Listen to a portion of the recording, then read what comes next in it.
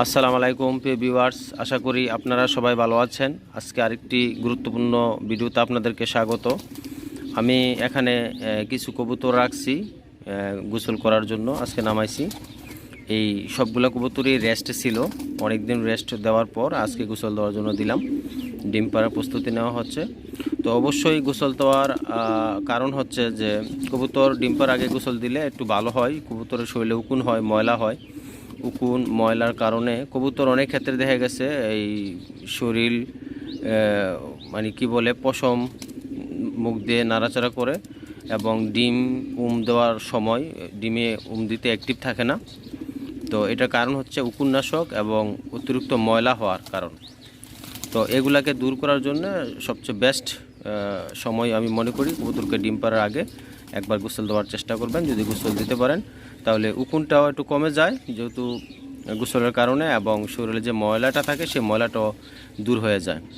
তো সেই ক্ষেত্রে কবুতরটা একটু কী বলে রিল্যাক্স অনুভব করে এবং ডিম তাও দিতে সমস্যা হয় না এবং কবুতরটা অ্যাক্টিভ থাকে।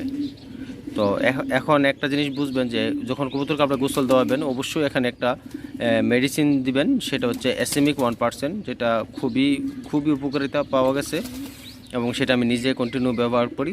তো সেই এসএমিক 1%টা যদি আপনারা দেন, এটা উকুন নাশককে ধ্বংস করে এবং কবুতরকে স্বস্তি দেয়। তো সেটা দেওয়ার চেষ্টা করবেন। তো এখানে আমি 15 জোড়া কবুতর রাখছি। 2 pair cream bar, 1 pair silver, 1 pair dun, 1 pair grey bar, 1 pair blue bar, 2 pair সাদা বোম্বাই, 3 পেয়ার কালো, 4 পেয়ার লাল। এখানে আমি টোটাল 15 পেয়ার কবুতর ডিম দেওয়ার জন্য প্রস্তুতি নিয়েছি রেস্ট থেকে, এবং এগুলো সবগুলোকে আমি এখানে গোসলের জন্য আজকে আমার এই ফ্লাইং জোনে রাখছি। তো এই জন্য আপনাদের কাছে শেয়ার করলাম। তো আপনারাও অবশ্যই এই জিনিসটা চেষ্টা করবেন যে অবশ্যই কবুতরকে ডিম পাড়ার আগে অন্তত একবার যেন গোসল দিতে পারেন। যদি গোসল দিতে পারেন তাহলে অন্তত আপনারা এখানে একটা ভালো রেজাল্ট পাবেন ইনশাল্লাহ।